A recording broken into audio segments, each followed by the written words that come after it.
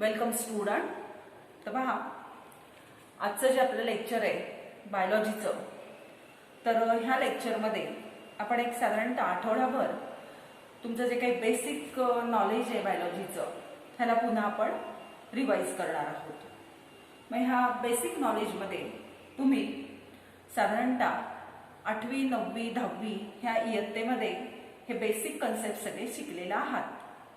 त्याच्यावरच आधारित आपल्याला 11वीला एक नवीन 11वीला त्यावर आधारित आपल्याला एक टॉपिक आहे आणि त्या टॉपिकचं नाव काय आहे? तर त्या टॉपिकचं नाव आहे ते किंगडम ॲनिमालिया. ठीक आहे. वेगवेगळ्या किंगडम आहेत, तुम्हाला माहिती आहे. प्लांट किंगडम आहे, ॲनिमल किंगडम आहे, मोनेरा आहे, ह्या सगळ्या तुम्हाला माहिती आहे. तुम्ही ऑलरेडी तर स्टडी केल्यात. पण त्यातली स्पेशली आज आपण कशाबद्दल डिस्कशन करणार आहोत तर किंगडम ॲनिमालिया. आणि ऑलरेडी तुम्हाला सगळ्यांना माहिती आहे, फक्त आपण ते एकदा काय काय करणार आहोत तर रिवाईज करणार आहोत. ठीक आहे. मग त्याच्यामध्ये पहिल्यांदा किंगडम ॲनिमालिया असा जर शब्द आपण काढला तर आपल्याला बेसिक हे लक्षात येतं की तो ॲनिमल का आहे किंवा त्याला आपण पहिल्यांदा ॲनिमल असं का म्हणतो. तर basically there are 2 characters of that animal. In that, the first character of animal is locomotion is present in the animal, and second is it shows the heterotrophic nutrition. समजा तुम्हाला 2 वस्तू हातात दिल्या, एकीकडे तुमच्या हातात ॲनिमल दिला आणि एकीकडे प्लांट दिलं आणि तुम्हाला विचारलं की हा ॲनिमल आहे, हा तुम्ही सांगाल हा ॲनिमल आहे, हा प्लांट आहे. पण त्याचे काही ठराविक कॅरेक्टर्स आहेत, त्याच्यावरून तुम्ही सांगाल आणि ते डिस्टिंग्विश करण्याचे कुठले कॅरेक्टर असतील तर त्याच्यामधलं पहिलं कॅरेक्टर आहे की ॲनिमल शोज लोकोमोशन. ॲनिमलमध्ये हालचाल असते, ते एका ठिकाणावरून दुसऱ्या ठिकाणी जाऊ शकतात.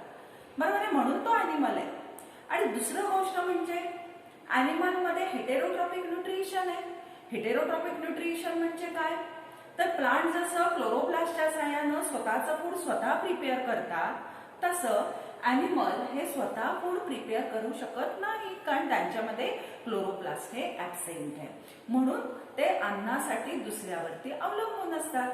हे ऑलरेडी आपण जसं बायोलॉजी शिकतोय तसं आपल्याला माहिती आहे की तो ॲनिमल काय तर त्याच्यामध्ये लोकोमोशन प्रेझेंट आहे आणि तो हेटेरोट्रॉपिक न्यूट्रिशन आहे, म्हणजे तो दुसऱ्यावरती अन्नासाठी डिपेंड असतो. तो स्वतःचं अन्न स्वतः तयार करू शकत नाही.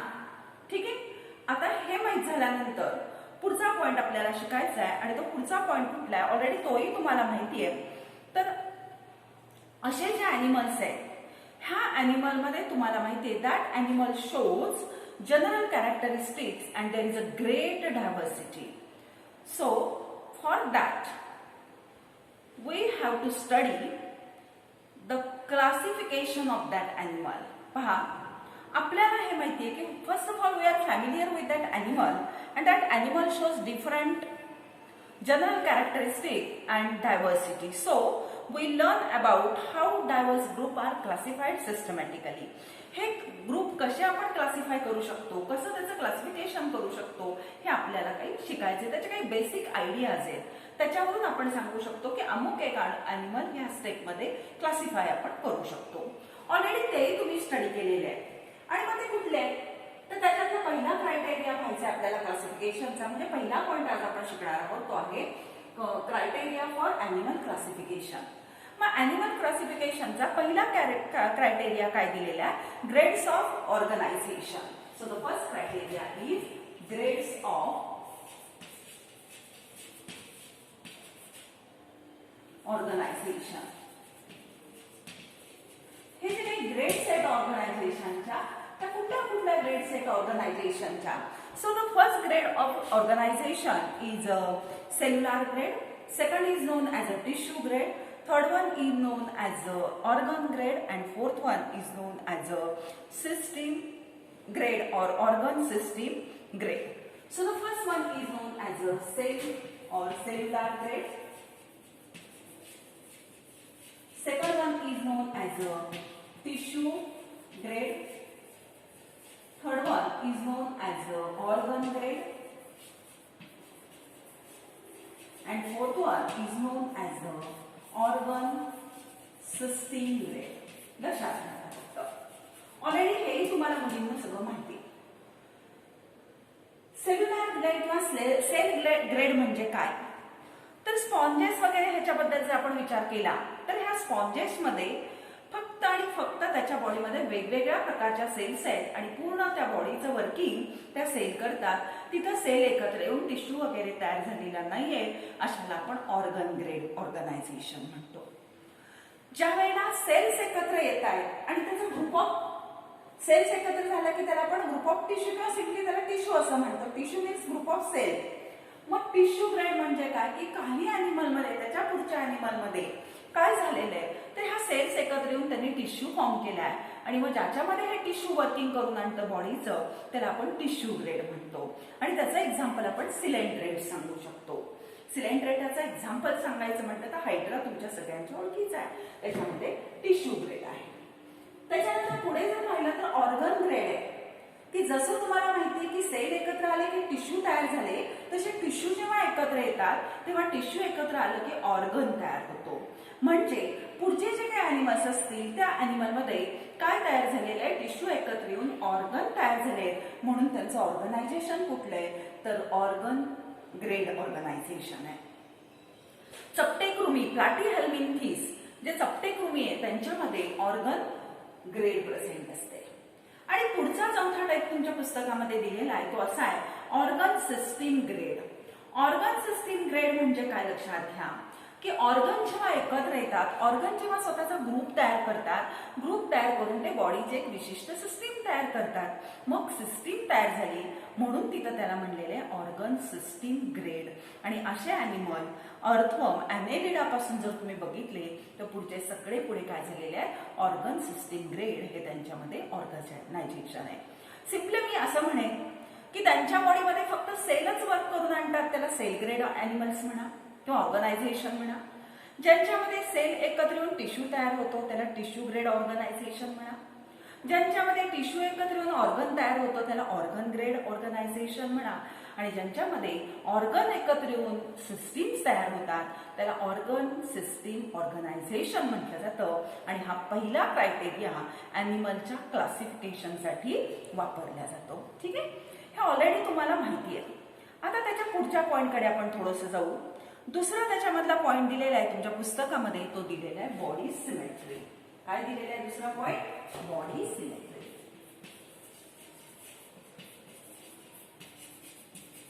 हेही ऑलरेडी तुम्ही सगळेजण शिकलेले आहात. So first of all what is mean by body symmetry. पहिलं आपल्याला आता हे माहित करून घ्यायचंय की बॉडी सिमेट्री म्हणजे काय. तर हे लक्षात घ्या, बॉडी सिमेट्री म्हणजे presence of identical part of a body on the opposite side of the median axis. So, presence of identical or equal parts of body on the either side of the median axis. हा median axis आहे.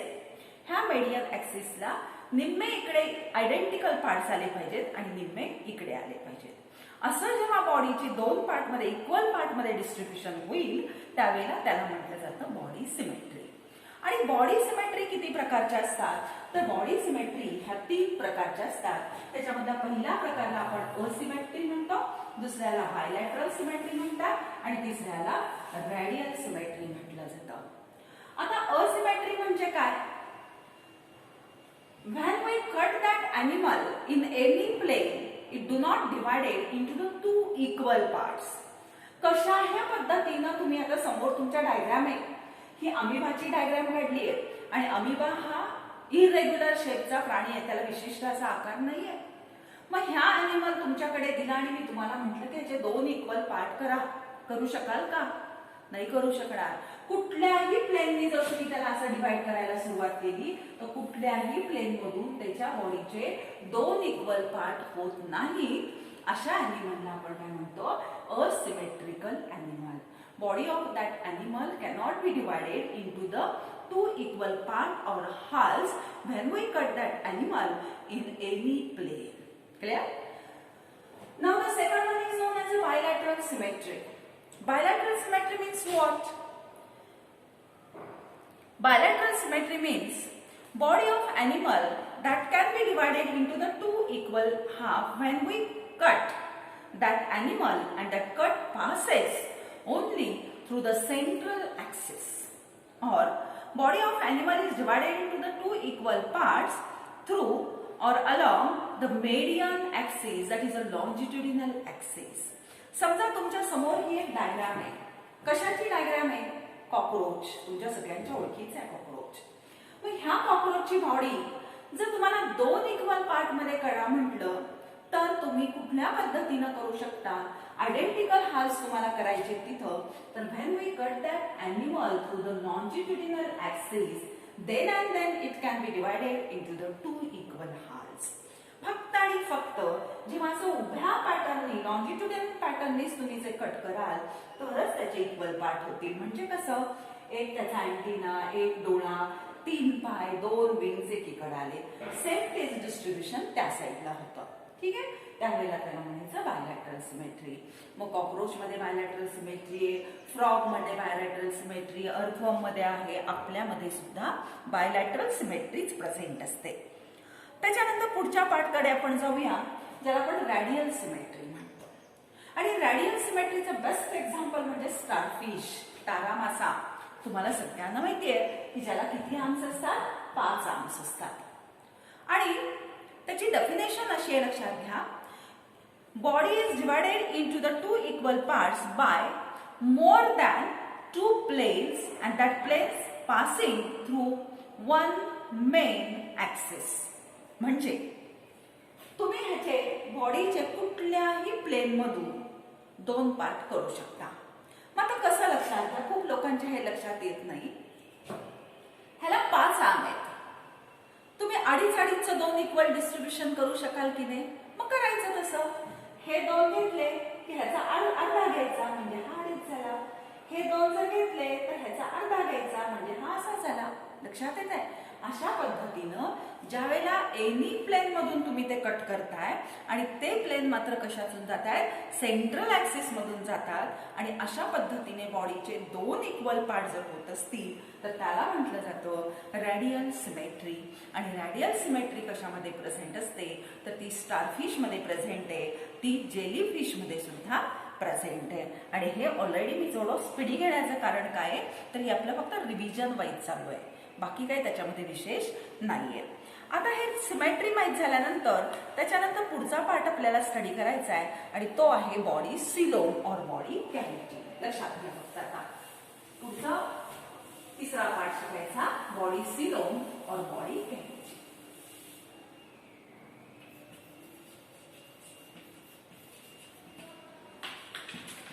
Body cavity ह्यालाच दुसरा शब्द आपण काय वापरतो? Body coelom. आता पहिल्यांदा हे लक्षात घ्या, बॉडी कॅव्हिटी किंवा बॉडी सिलोम म्हणजे काय? तर actually body cavity means space between the elementary canal and body wall. तुमचा जो एलिमेंटरी कॅनॉल आहे म्हणजे तुमची जी डायजेस्टिव्ह सिस्टीम आहे बॉडीच्या आतमधली आणि बाहेर तुमचा जो बॉडी वॉल आहे, ह्या दोघांच्या मध्ये स्पेस असतं.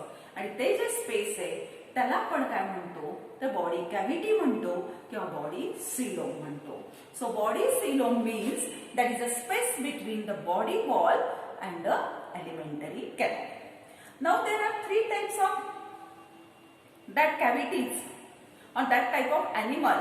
First one is known as a coelomate. First is known as a coelomate.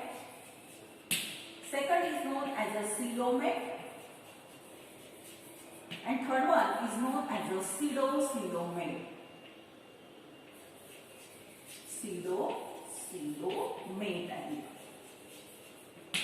He body cavity ॲनिमलच्या बॉडीमध्ये बॉडी वॉल आणि एलिमेंटरी कॅनॉल ह्याच्यामध्ये प्रेझेंट आहे की नाही ह्याच्यामुळे ॲनिमल 3 पार्टमध्ये आपण किंवा 3 प्रकारचे ॲनिमल असतात. असिलोमेट ॲनिमल, सिलोमेट ॲनिमल आणि सिडोसिलोमेट ॲनिमल. आता एक एक करून लक्षात घ्या. Acoelomate animal means what? Acoelomate animal means means absent.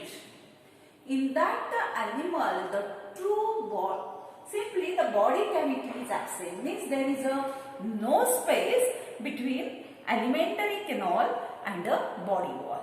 But diagrammatically जर पाहायचं म्हटलं तर समजा हा तुम्ही alimentary canal काढला आणि ह्या alimentary canalच्या भोवती असणारा हा त्याचा body wall काढला, बरोबर आहे? हा alimentary canal आणि हा जो body wall आहे ह्याच्यामधला स्पेस म्हणजे कोण असतं? तर सिलोम आहे असं मी तुम्हाला शिकवलं, बरोबर? ह्याच्यामधलं स्पेस म्हणजे कोण? सिलोमेट. पण इथं मी तुम्हाला असिलोमेट सांगतेय. मग हा बॉडी वॉल आहे, सॉरी हा एलिमेंटरी कॅनॉल आहे आणि हा बॉडी वॉल आहे. ह्याच्यामधला हा जो स्पेस तुम्हाला दिसतोय हा स्पेस आहे, पण तो काय कशाने भरलेला आहे? That get filled with the parenchymatous tissue. ह्याच्यामध्ये फक्त आणि फक्त काय प्रेझेंट असतो? तर पॅरेन्कायमॅटस टिश्यू प्रेझेंट असतो. काय प्रेझेंट आहे? हा पॅरेन्कायमॅटस टिश्यू. तर तिथं सिलोम प्रेझेंट नाहीये, तिथं कॅव्हिटी नाहीये, तिथं पोकळी नाही, तर तो बॉडी वॉल आणि एलिमेंटरी कॅनॉल ह्यांच्यामधलं जी जागा आहे त्याच्यामध्ये टिश्यू प्रेझेंट आहे, तिथं कॅव्हिटी नाही, म्हणून त्याला म्हटलं जातं असिलोमेट ॲनिमल म्हणायचं. ठीक आहे. आता त्याच्यानंतर पुढचा पार्ट पहा, coelomate animal. Coelomate animal means what? Cavity is present between the body wall and elementary canal. पण ती कॅव्हिटी कशी असते बघा. मग समजा हा त्याचा एलिमेंटरी कॅनॉल आहे, बरोबर? हा त्याचा बॉडी वॉल आहे, हा बाहेरच्या बाजूला असणारा बॉडी वॉल आहे. ठीक आहे. आणि ह्या बॉडी वॉलच्या मध्ये हा एलिमेंटरी कॅनॉल आणि हा बॉडी वॉल ह्याच्यामध्ये अशा पद्धतीची कॅव्हिटी प्रेझेंट असते. आणि ही जी कॅव्हिटी प्रेझेंट आहे इथं मी दाखवलेली लाईननी, हिला म्हटलं जातं सिलो. ऑलरेडी तुम्ही हे सगळेजण शिकलेले आहात. So in coelomate animal the space between the body wall and elementary canal is present and that space, in that space the mesoderm is present. Actually coelom कशी तयार होते? तर मेझोडर्मचं स्प्लिटिंग होऊनच सिलोम तयार होते. मग हा झाला एंडोडर्म, हा झाला एक्टोडर्म आणि हा मेझोडर्म आहे आणि त्याच्यामधलं हे स्पेस आहे, that is known as a coelom. And such animals are known as a coelomate animal. Clear? Coelomate, the coelom is absent, so the space between the alimentary canal and body wall that get filled with the parenchymatous tissue. In coelomate animal, there is a space between the alimentary canal and body wall, and in that space the mesoderm is present. Clear? And the third one is known as a pseudocoelomate. So what is a pseudo? Pseudo means false. In that case, the cavity is present, but that cavity is a false one. That is not a true coelom. So, what is meant by false cavity? So, look here. So, suppose this is the alimentary canal. Clear? Now, around that the body wall is present. So, this is the body wall. And in between the alimentary canal and body wall, the space is present, but that space is lined by the patches of mesodermal cell, like this. Only the patches are present, like this. And those patches, they are made up of mesodermal cells.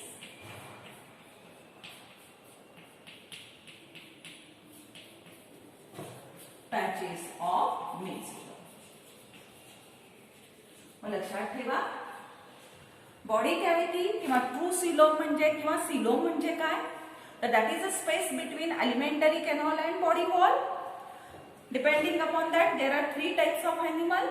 One is known as a coelomate animal, second one is known as a coelomate animal, and third one is known as a pseudocoelomate animal.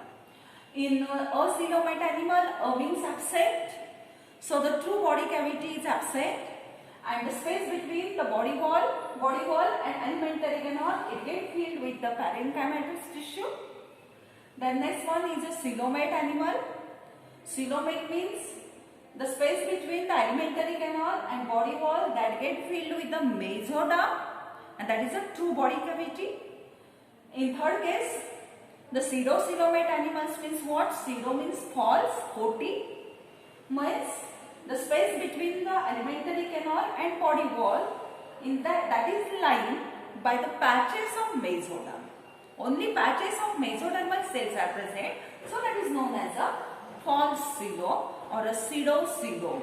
The example of pseudocoelom is ascaris. Then example of that acoelomate, that is known as a tapeworm and liver fluke. Clear? पहा, अशा पद्धतीनं एक 3 criteria हे आपल्याला आता माहिती झाले. कुठले कुठले 3 आपण क्रायटेरिया पाहिले पहा. पहिला क्रायटेरिया तुम्ही पाहिला ऑर्गनायझेशन, म्हणजे त्याच्यामध्ये आपण काय पाहिलं, ऑर्गनायझेशनच्या ग्रेड्स पाहिल्या, ग्रेड्स ऑफ ऑर्गनायझेशन. दुसरा पार्ट ह्याच्यामध्ये आपण कंप्लीट केला क्रायटेरिया, तो म्हणजे बॉडी सिमेट्री.